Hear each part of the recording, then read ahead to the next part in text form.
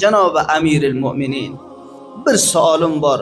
Baytul Moliki fe'lan zaxira qilibsiz. Oyo shaxsi otangiznikimi yo shu millatnikimi? Har bir sharoitga sobiqa o'tgan amirlar, sobiqa o'tgan xalifalar, sobiqa o'tgan musulmonlarning xalifalari oromish millatga tavajjuh qilgandi.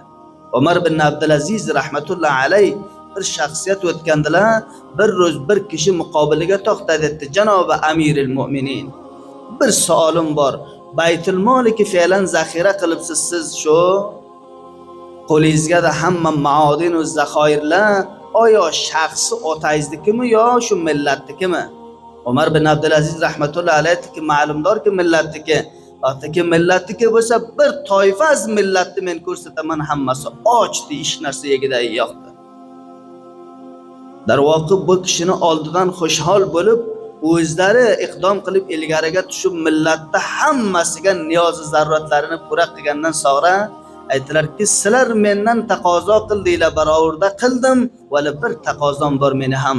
Alloh meni maaf qilsinki, bir toifa az millatim meni och ekan, tobahol tavajjuh qilganim yo'q ekanman. Hozirga niyozlaringni barobarda qildim. Meni haqqimga bir duo qilinglarki, Allohim taol gunohoi sag'ira va kabiramni kechirsin. Yog'in bo'ladi balanddan, yog'inning ichiga qog'oz tushadi. Qog'ozni joniga bitilgan ekanki, Umar ibn Abdulaziz rahmatulloh alayhi gunohi sag'irasi ham gunohi kabirasi ham maaf bo'ldi.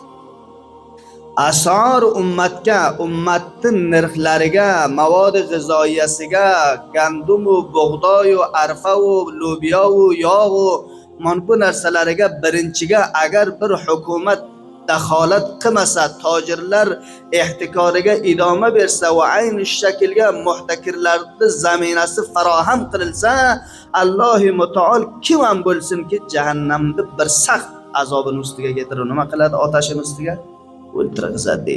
Qancha saxt